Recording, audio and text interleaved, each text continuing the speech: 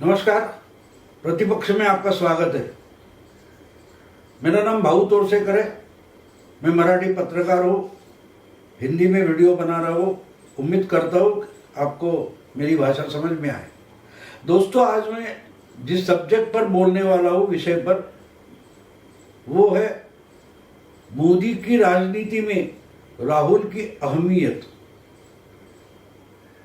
कल परसों पार्लियामेंट में प्रधानमंत्री का भाषण हुआ, रक्षा मंत्री का भाषण हुआ, लद्दाख के बारे में बहुत कुछ बोला गया, किसान आंदोलन के बारे में बहुत कुछ बोला गया। उसके बाद कांग्रेस नेता राहुल गांधी ने एक प्रेस कॉन्फ्रेंस की, पत्रकारों से वार्तालाप किया और उसमें उन्होंने बड़े जहरीले शब्द इस्तेमाल किए। प्रधानमंत्री को गद्दार तक कहा, भगोड़ा भी कहा कि चाइना को इतनी इतनी जमीन मोदी ने दे दी, भारतीय सैनिकों के खून पर ये अपनी राजनीति कर रहे, वगैरह वगैरह। अब ये बात नहीं है। मोदी को गाली देना ये तो कांग्रेस की पुरानी आदत है। 2002 से लेकर आज तक ये सिलसिला चलते आया है, उसमें कोई नई बात नहीं है। शायद ही गुजरात में थे तब मोदी उसको पलटकर जवाब देते थे, लेकिन आजकल मोदी इनको जवाब तक नहीं देते। शायद मोदी जी को लगता है कि इनको जवाब देने की जरूरत है ही नहीं, इतनी इनकी अहमियत है नहीं, ऐसा हम मान लेते हैं। लेकिन मुझे नहीं लगता। मैं जितने सालों से कम 20 साल में मोदी जी की राजनीति, गुजरात के मुख्यमंत्री होने से पहले वो क्या करते थे और आज तक क्या कर रहे, इसका अभ्यास बारीकी से करता आया हूं। मुझे लगता है कि मोदी जी जो राजनीति करते हैं, वो गुजरात की हो या देश की हो, आज तो मुझे ऐसा लगता है कि मोदी जी की राजनीति में राहुल गांधी की बड़ी अहमियत है। क्योंकि एक बात होती है दोस्तों कि शतरंज का जो खेल होता है, उसमें एक प्यादा, एक मोहरा हिलाया जाता है, तो उसके पीछे कोई गणित होता है कि ये मोहरा उठाकर यहां रख देंगे, वो प्यादा उठाकर यहां रख देंगे, तो सामने वाला क्या करेगा ये भी सोचना पड़ता है।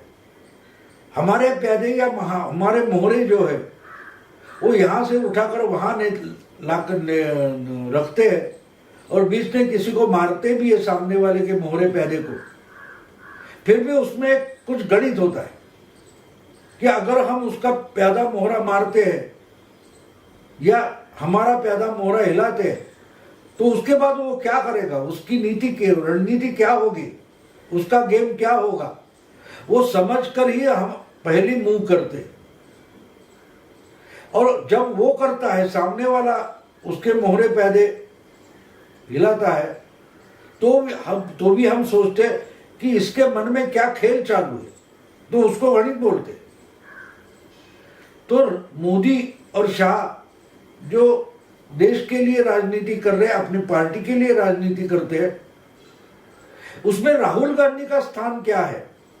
हाँ, एक बात है कि राहुल गांधी जिस ढंग से बात करते हैं, बर्ताव करते हैं, उनके जो शब्द होते हैं, वो तो उसका तो बहुत मजाक होता है। सोशल मीडिया पर हो, अलग अलग पार्टियों में हो, या खुद की पार्टी में भी हो, कांग्रेस पार्टी में हो, राहुल गांधी का मजाक बहुत उड़ाया जाता है।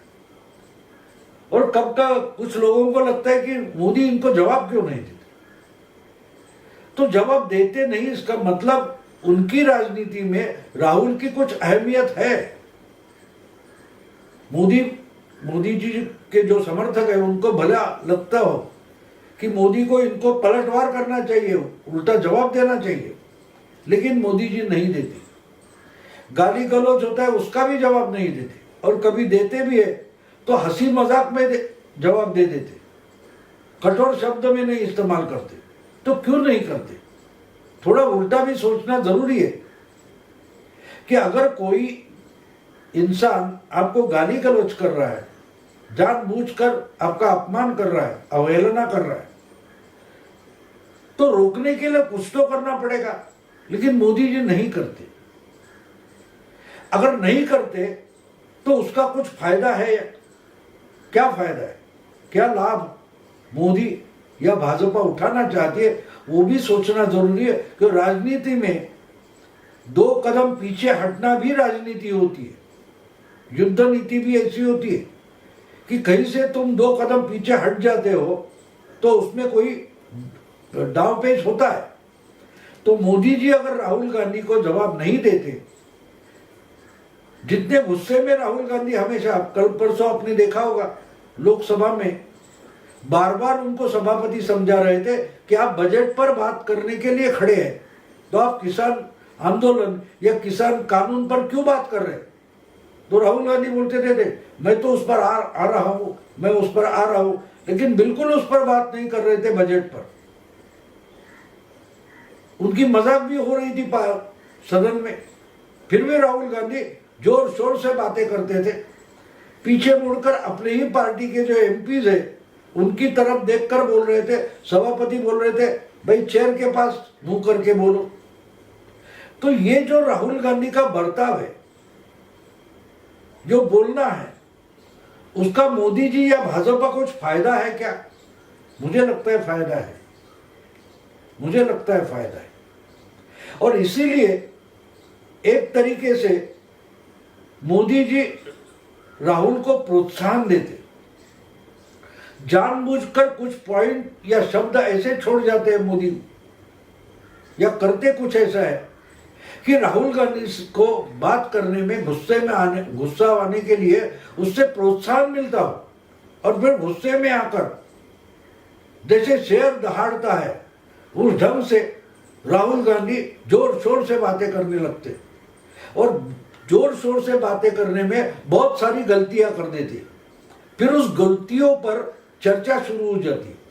जब चर्चा शुरू हो जाती है तो सोचो, आप टीवी देखते होंगे, टीवी पर के डिबेट जो होते हैं, इंग्लिश में हो हिंदी में हो, आप देखते होंगे, तो उसमें एक बात आपको बारीकी से देखे तो समझ में आएगी। बहुत सारे राजकीय विश्लेषक, पॉलिटिकल एनालिस्ट है जो बीजेपी के खिलाफ हमेशा बात करते।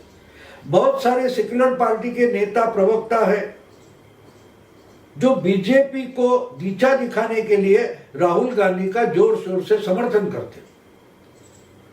तो यही तो अगर मोदी जी को चाहिए तो वो गाली गलौज तो सहन करना पड़ेगा।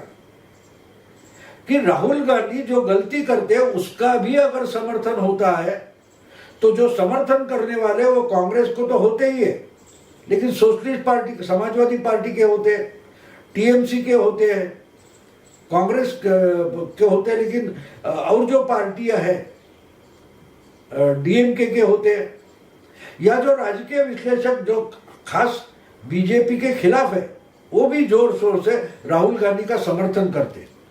लेकिन उससे लोगों में एक संकेत जाता है कि भाई राहुल गांधी इनका लीडर है, डीएमके का लीडर है, समाजवादी पार्टी का लीडर है, तो समाजवादी पार्टी को अगर वोट देंगे तो फिर तो राहुल गांधी को वोट मिल जाता है, डीएमके को वोट देंगे तो राहुल गांधी को वोट दिया जाता है, टीएमसी को वोट देंगे फिर भी राहुल गांधी को वोट दिया जाता है। तो राहुल गांधी ये अपोजिशन का चेहरा बने। राहुल गांधी अगर पूरे अपोजिशन का नेशनल लेवल पर अगर चेहरा बने तो मोदी जी के लिए राजनीति आसान हो जाती है। आप देखते हो अलग अलग सर्वे आते हैं, ये सर्वे जब आते हैं तब 2 नंबर पर राहुल गांधी होते। अब मोदी जी को 48 या 52% लोग मोदी जी को नेता मानते। उसके बाद दूसरा नंबर आता है राहुल गांधी का जो 11-15% होता है। बड़ा डिफरेंस है, 30-35% का डिफरेंस होता है मोदी और राहुल में। लेकिन दूसरे नंबर पर राहुल गांधी होते। बंगाल हो तमिलनाडु हो, कर्नाटक हो, महाराष्ट्र हो या गुजरात हो, मध्य प्रदेश हो, हर जगह के वोटर 2 नंबर का वोट राहुल गांधी को देते। और हम 6 साल 8 साल से देख रहे हैं राहुल गांधी 2 नंबर से 1 नंबर पर तो आते नहीं, वो 2 नंबर पर डटे हुए हैं। और मोदी जो 28-25% थे वो आकर 50-70% तक आ गए, लेकिन राहुल गांधी दूसरे नंबर पर है। और डिफरेंस बढ़ते गया। क्यों बढ़ते गया? क्योंकि जो अलग अलग पार्टियों के लोग समर्थक मोदी के खिलाफ है, जब नेशनल लेवल आ जाती है तो वो राहुल गांधी के पीछे आकर खड़े हो जाते हैं। और इसलिए राहुल गांधी छोड़कर दूसरे नंबर पर कोई आ ही नहीं सकता। अगर आप बारीकी से देखें तो राहुल गांधी से अच्छी लोकप्रियता वाले, राहुल गांधी की लोकप्रियता एक स्टेट में है ही नहीं, लेकिन बंगाल में जाए तो ममता की लोकप्रियता अच्छी होती है, महाराष्ट्र में आए तो शरद पवार या उद्धव ठाकरे की लोकप्रियता अच्छी हो सकती है, कांग्रेस की उतनी नहीं है। तमिलनाडु में जाओ तो डीएमके या अन्ना डीएमके का कोई लीडर आगे आ जाता है। तेलंगाना में जाओ तो चंद्रशेखर राव, वहां कांग्रेस बिल्कुल छोटी पार्टी हो जाती है। लेकिन जब वही का वोटर मोदी के खिलाफ या बीजेपी के खिलाफ राष्ट्रीय तौर पर नेशनल लेवल पर सोचता है तो वो अपने लीडर के बजाय राहुल गांधी के पीछे खड़ा हो जाता है। क्यों? क्योंकि उनका भी प्रवक्ता मोदी के या बीजेपी के खिलाफ राहुल का समर्थन करने में आ जाता है। और ज्यादातर नेशनल डिबेट जो होते हैं राष्ट्रीय चैनल पर, जब चर्चा होती है तो राहुल या मोदी ऐसी होती है, ममता और मोदी ऐसी चर्चा नहीं होती, डीएमके और बीजेपी ऐसी चर्चा नहीं होती। चर्चा होती है मोदी और उनके खिलाफ कौन है। तो उसमें एक ही चेहरा दिखाना पड़ता है, तब जाके सबको राहुल के पीछे आकर खड़ा होना पड़ता है। और जब तक राहुल ये चेहरा रहेगा तब तक कोई दूसरा नेता सामने आ भी नहीं सकता। ये मोदी जी समझ कर बैठे, गांठ बांध कर बैठे। मोदी शाह के राजनीति में राहुल की तो यही अहमियत है। जब तक कांग्रेस का चेहरा राहुल रहेगा तब तक मोदी को कोई अल्टरनेटिव पर्याय है नहीं। इसलिए राहुल को अपने खिलाफ खड़ा रखो। इसके लिए राहुल गांधी को प्रोत्साहन दे दो। राहुल गांधी जितनी गालियां मोदी जी को देंगे, मोदी जी की या भाजपा की निंदा करेंगे, वो गलत है, सही है, बात अलग है। लेकिन जब तक अपोजिशन का चेहरा राहुल गांधी रहेगा तब तक मोदी जी के लिए और भाजपा के लिए कोई चैलेंज नहीं रहेगा। ममता अल्टरनेटिव नहीं बन सकती, यही तो शरद पवार अल्टरनेटिव नहीं बन सकते। उद्धव ठाकरे या तो डीएमके का कोई लीडर अल्टरनेटिव नहीं बन सकता जब तक राहुल गांधी है।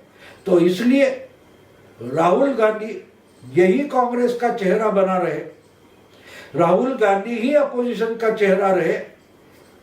इस बात को मोदी की रणनीति में और राजनीति में बड़ी अहम जगह है। इसलिए मैं बोलता हूं और मैं मानता हूं कि मोदी जी की राजनीति में और रणनीति में राहुल गांधी की जगह, राहुल गांधी की अहमियत बहुत बड़ी है। इसलिए जानबूझकर मैं मानता हूं कि बीजेपी के नेता और प्रवक्ता हमेशा राहुल गांधी को राष्ट्रीय लेवल पर, नेशनल लेवल पर टारगेट करते रहते। अच्छा, ये तो कांग्रेस वाले मानेंगे नहीं। और जब राहुल गांधी ही कांग्रेस का चेहरा बने रहे तो और कोई भी प्रदेश का रीजनल लीडर राष्ट्रीय नेता बनकर उभरेगा नहीं। कांग्रेस में तो उभर नहीं सकता। और बाकी के तो बीजेपी के खिलाफ जो पार्टियां हैं वो तो रीजनल पार्टियां है, और उनको अगर आगे आना है तो राहुल गांधी को हटाना उनके लिए जरूरी है, मोदी और शाह और बीजेपी के लिए बिल्कुल जरूरी नहीं है।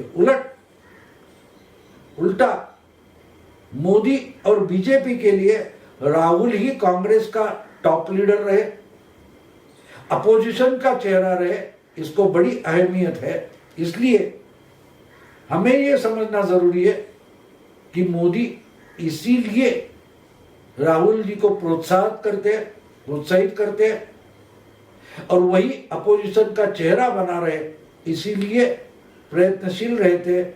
ये अगर हम समझ ले तो हमको मोदी की राजनीति समझ सकती है। दोस्तों, आज यहीं रुकता हूं। अगर ये वीडियो आपको पसंद आया तो लाइक करें, शेयर करें, अपने दोस्तों को फॉरवर्ड करें। प्रतिपक्ष इसी ढंग से राजनीति के अलग अलग पहलू आपके सामने रखता है, उसको ज्यादा से ज्यादा सब्सक्राइब करें। नमस्कार।